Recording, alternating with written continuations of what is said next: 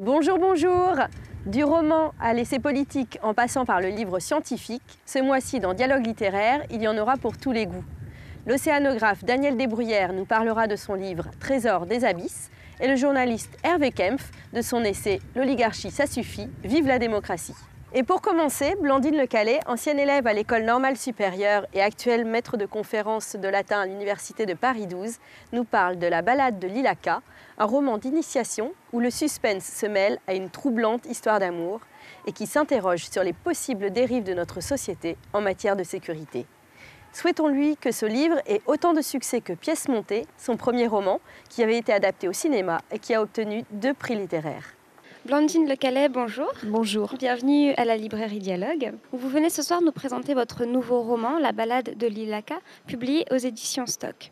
Vous êtes l'auteur de Une pièce montée. C'est un grand écart que vous opérez aujourd'hui avec ce nouveau roman, La balade de Lilaka. Est-ce que pour vous, c'est vraiment quelque chose de très différent ou est-ce que vous sentez quand même une continuité ? En tout cas, c'est un grand écart qui a été parfaitement réfléchi. C'est-à-dire que dès le départ, j'ai voulu casser l'image qu'on pouvait se faire de moi en tant qu'auteur avec une pièce montée. Non que je renie ce livre, au contraire, j'en suis très fière. Mais je me suis dit que si je continuais dans cette voie de la chronique sociologique contemporaine, je risquais de me laisser enfermer dans une image qui ne correspondait pas au projet que j'avais, c'est-à-dire que j'avais des romans très très différents dans la tête et que je voulais me ménager la possibilité de pouvoir les écrire. Mais très vite, je me suis rendu compte que si je situais le roman dans la période contemporaine, j'allais tomber dans le témoignage sociologique, la chronique sociologique autour d'un fait de société. Et je ne voulais pas de cette proximité, je voulais introduire une forme de décalage. Donc j'ai décidé de placer cette histoire tout simplement dans un univers légèrement décalé qui serait notre monde dans une centaine d'années. Je pense qu'il y a une forme malgré tout de continuité entre La balade de Lilaka et Une pièce montée, qu'il y a une grande noirceur qu'on n'a peut-être pas assez soulignée dans Une pièce montée et qu'il y a malgré tout de l'humour dans La balade de Lilaka. Donc les 2 livres peuvent aussi se rejoindre quelque part.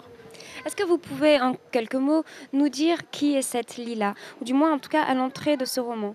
Au début du roman, le roman commence sur une scène très dure, très coup de poing, où la petite Lila, qui est âgée d'environ 6 ans, est séparée de sa mère très brutalement par des hommes en noir qui donc l'arrachent à sa mère et la conduisent dans une sorte d'institution où on va la prendre en charge et la rééduquer. On comprend assez vite que cette petite fille a subi un traumatisme. Elle ne sait plus ni marcher ni parler. Elle ne supporte pas la lumière, les contacts physiques et la nourriture. Donc on comprend que quelque chose a dû se passer. Et on comprend très vite aussi qu'elle est amnésique. Donc l'histoire de ce roman, c'est l'histoire de la reconstitution de cette petite fille. Et c'est aussi l'histoire de l'enquête qu'elle va mener pour retrouver la mémoire de son passé qu'elle a perdu et retrouver sa mère. La narration dans ce roman est particulièrement bien menée du début à la fin. Vous introduisez les personnages de manière très subtile et délicate, les indices également. C'est quelque chose que vous avez beaucoup travaillé, la narration ? Oui, c'est quelque chose que j'ai énormément travaillé. En fait, à l'origine, je voulais raconter cette histoire de façon chronologique. Je voulais raconter l'histoire de Lila depuis son enfance jusqu'à l'âge adulte. Et très vite m'est venue l'idée de faire d'elle une amnésique. Et une grande part du travail d'écriture a été comment je vais raconter cette histoire, dans quel ordre je vais distiller les renseignements sur les indices ou les renseignements, les flashbacks sur le passé, comment je vais entrecroiser ça avec le récit de la reconstruction de Lila.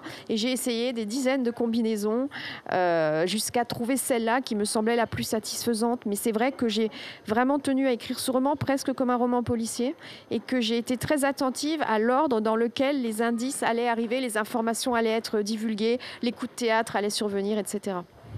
Je vous propose à présent de plonger dans un univers méconnu, les abysses. Daniel Desbruyères, éminent chercheur en océanographie biologique à l'Ifremer, a récolté tout au long de son parcours professionnel et de ses nombreuses plongées un tas d'informations sur les grands fonds marins. Il en a tiré un livre, Le Trésor des abysses, aux illustrations étonnantes. Il nous en parle tout de suite. Daniel Desbruyères, bonjour. Bonjour. Nous voici donc à Océanopolis, devant le grand bassin des requins. Un bel endroit, je crois, pour parler de votre livre intitulé « Les trésors des abysses » et publié aux éditions Quae. Alors, est-ce que déjà vous pouvez nous dire ce que sont les abysses ? Alors les abysses, c'est justement pas ce qu'on voit là derrière moi. Les abysses, c'est l'océan lorsque la lumière du soleil ne pénètre plus. C'est-à-dire quelque chose qui est le monde sans soleil, qu'avait nommé Cousteau, et qui en fait est le plus grand écosystème qui existe sur la Terre, puisque ça représente 90% de la biosphère terrestre. Donc c'est un monde qui est comme le monde terrestre, qui n'est pas un monde uniforme du tout. Il y a quelques dizaines d'années, on pensait que c'était une espèce de grand désert où il n'y avait que de la vase et très très peu d'animaux.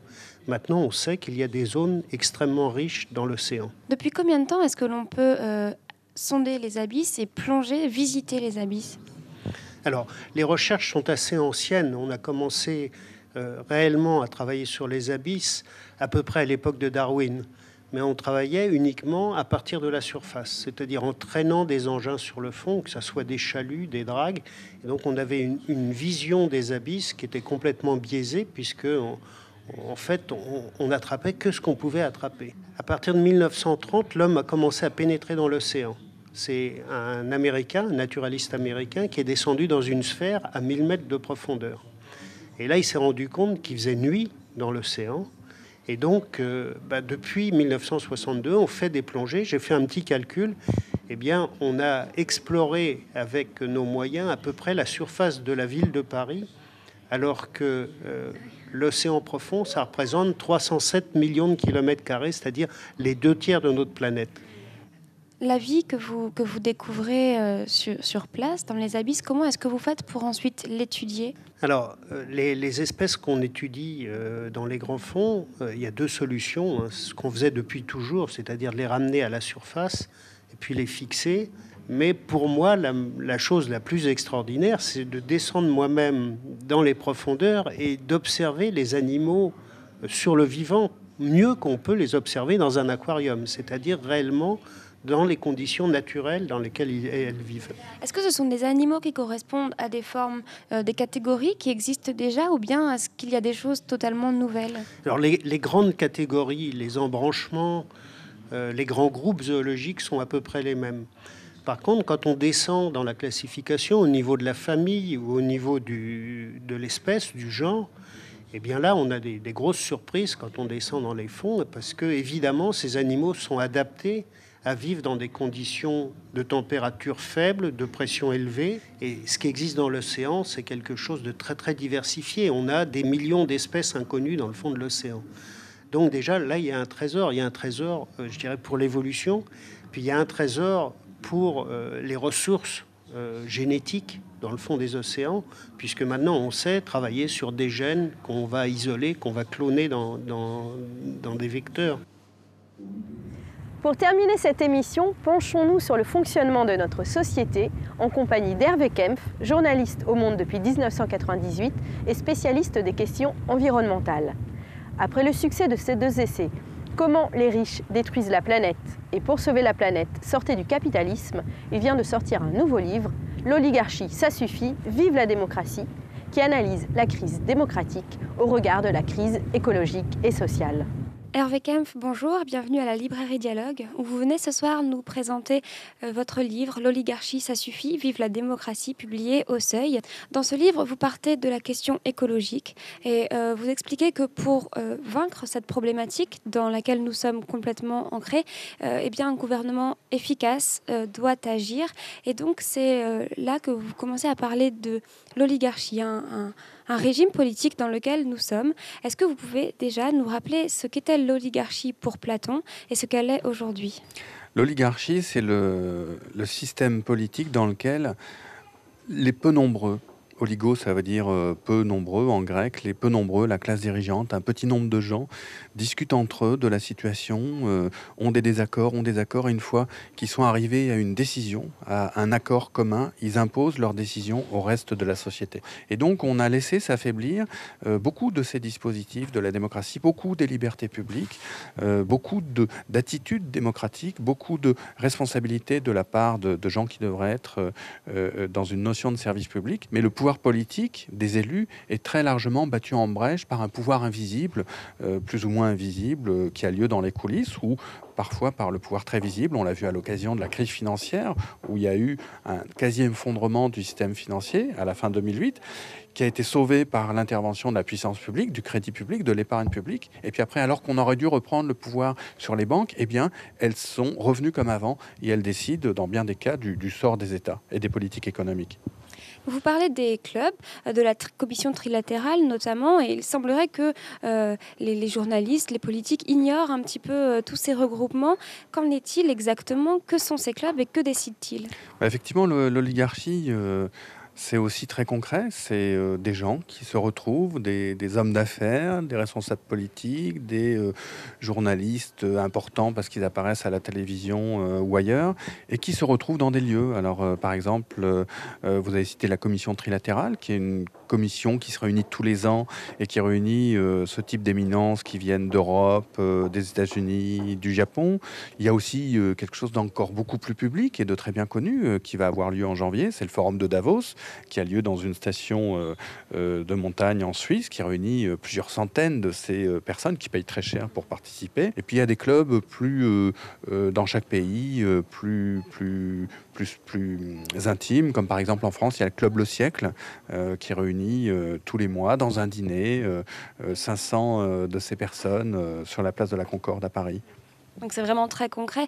Qu'en est-il de la population? On a l'impression que pour tout le monde, c'est un gouvernement démocratique comme il l'a été depuis en tout cas un certain nombre d'années.